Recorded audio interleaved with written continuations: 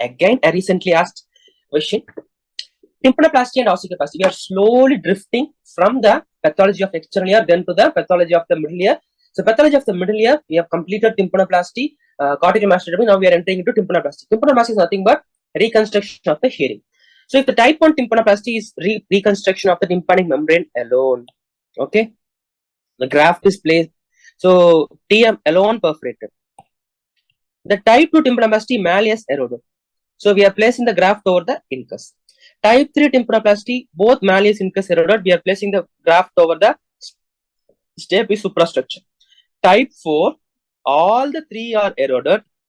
So where can we place the graft? So we are placing the graft over the round window. We are placing the graft over the round window because I have already told you, if you leave the both round window and open oval window open now, both will receive the sound stimulus and it will cancel each other, causing impedance loss. Okay. For avoiding that, we are placing a graft over the round window. At least the oval window receiving the sound without any ossicles can be having some sort of hearing, whereas round window, which is cancelling the sound received from the oval window, can be avoided with the round window shielding created surgically. It is type 4 tympanoplasty. So shielding of the round window to avoid impedance loss, which is called as type 4 tympanoplasty. Type 5 tympanoplasty is nothing but fenestration surgery. Type 6 tympanoplasty is called sono inversion. So just know the names. Okay, these two are not commonly done. Up to 4 only it is commonly done. 5 and 6 are not commonly done. Okay, so type 5 is the creation of additional window. Type 6 is sono inversion. Just know the name, that's all. Okay, that is enough. Then eroded ossicles. Eroded ossicles over reconstructed can be bones, cartilage, and then artificial prosthesis. So I could take a bone from my ear, which is temporal bone, cartilage from the tragus, or use an artificial prosthesis. I am having two types of artificial prosthesis. Number one is PORP.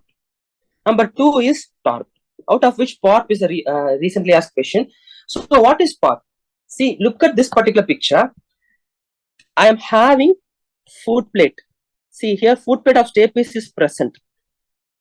If foot plate of stapes is present, I am placing this is the PORP. I am placing the PORP over the foot plate of stapes. This is called partial ossicular reconstruction. Even the stapes foot plate is not there now, it is total ossicular reconstruction process. That is the difference between PORP and TORP. The PORP was an image-based question asked in the exam. Okay, so ossiculoplasty. What is the difference between tympanoplasty and ossiculoplasty? So tympanoplasty, it is a classification given for hearing reconstruction. Ossiculoplasty is just like definition. So we are reconstructing the ossicles with the help of some bone, cartilage, or a prosthesis. Okay, so now answer this question. Which of the following statement does not correctly match the tympanoplasty type with the description? Type 1, a type 2, a type 3, or type 4? What is the answer for this question? Please answer. I want your valuable answers. Please answer. Okay. So type 3 tympanoplasty, which we are not placing it on the foot plate of stapes, we are placing it over the head of the stapes. Whereas type 1 is correct, type 2 is correct, type 4 is correct, type 3 is incorrect because we are placing it over the stapes superstructure. We are not placing it over the stapes foot plate.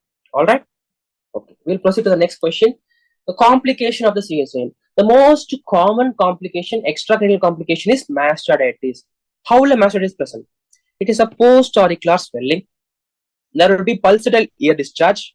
There will be fever. The pulsatile ear discharge is called as reservoir sign. There will be mastoid tenderness also. If you see, there will be a normally there could be a lot of small foldings over the post-auricular region. That foldings is now gone. So it's like ironing out of the mastoid region. Ironed out field over the mastoid.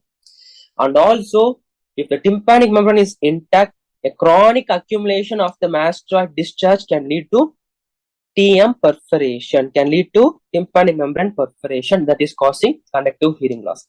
So, if it is entering the TM, it will cause conductive hearing loss. If it is not entering now, it will enter into adjacent structures such as sternocleidomastoid muscle and digastric muscle or attachment of mastoid tip. So, mastoid bone, attachment of sternocleidomastoid, digastric can have abscess. That abscess name is called basalt abscess and Sitley abscess respectively. If it is a swelling over the external artery canal, it is called Lux abscess. If it is swelling over the zygomatic bone, it is called zygomatic abscess. That's all about mastocytitis. All of them are one in a very important topic. Okay. So what is the first line treatment for uncomplicated acute mastocytitis? So if you see a mastocytitis, you should not wait any further. You should do surgical drainage as early as possible. Okay. Fine. So temporal abscess, again a question from Neet. So temporal abscess is an important. So one important extracranial complication, mastocytitis. One important intracranial complication is temporal abscess. If you are having a headache, nominal aphasia, homonymous hemianopia and seizures, you should think of temporal lobe abscess. What is nominal aphasia? The patient will not even remember his own name or even the relative's name. So difficulty to remember the name and pronounce the name, it is called nom. Nom means name. Nominal aphasia. Okay, these are the features of temporal lobe abscess. Can you see the ring-like lesion over the temporal lobe? This is the temporal lobe abscess. It was asked as an image-based question over that particular NEET exam. So, what are the other intracranial complications which are noteworthy? Meningitis that you all know very well. There will be neck rigidity, Kernick sign, bruising sign positive, and then projectile vomiting. Whereas cerebral abscess, there will be cerebellar signs positive. So these three are the noteworthy intracranial complications, whereas extracranial mastocytitis is very important. Okay. So at 42 years old, male presented with chronic ear discharge and headache and vomiting with CT findings given above. Diagnosis would be temporal abscess. This was a NEET 21 question. Clear? So petrositis. Okay, petrositis. Now I want you to answer. What is the other name for petrositis? Kindly answer, people. I need a lot of answers for this particular question. Please answer. What is the other name for petrositis? Please answer. I will wait till you answer because it is pretty important. So it is none other than that Grady-Negro syndrome. Okay. So what is Grady-Negro syndrome? The spread of infection from the mastoid bone, which was the origin for CSOM, into the petrous part of the temporal bone. We are having 4 parts of temporal bone. Petrous part is the bone which holds the inner ear. The spread of infection from the mastoid into the petrous part of the temporal bone is called as petrositis. There will be 3 main symptoms. Ear discharge, 1D. Deep-seated eye pain, another D. Diplopia, another D. Okay, 3D. You remember it as 3D. Discharge, deep-seated eye pain, diplopia. So 3 Ds. Can you see? Look at this picture. This is a diplopia. Okay, of abduction nerve. Clear? So which of the following is not the component of Grady-Negro syndrome? There will be involvement of 5th and 6th nerve. The 5th nerve cause pain. 6th nerve cause diplopia. So involvement of 5 and 6 correct. Persistent notoria, of course it is correct because it is a complication of the CSOM. Retroorbital pain, again it is correct. The answer is palatal palsy. Palatal palsy is not a subunit of this triad, it is a subunit of Trotter's. Okay. Next question, very important, very important. Labyrinthitis and peripheral nystagmus. So if it is a circumscribed labyrinthitis, there will be bony erosion over the lateral semicircular canal. Okay, there will be fistula test which is positive. Whereas if it is diffusely involving the entire labyrinth, it could be of 2 types. Okay, one is serous, another one is suppurative. You just think of this. So this is the semicircular canal, this is the vestibule. If it has entirely involved the all of the semicircular canals and vestibule, it is diffuse. If the diffuse involvement is serous, it is serous type. If it has become pus filled, it is suppurative type. Okay. If it is serous, there will be hyperreactive labyrinth. Okay. Hyperreactive semicircular canal. There will be more vertigo and nystagmus reaction. So there will be irritative nystagmus to the ipsilateral side. So same side nystagmus direction, it is serous diffuse type of labyrinthitis. If it is a pus means it has damaged all the vestibular nerve components. Okay. So suppurative na contralateral. You just remember it as ipsilateral irritative. I.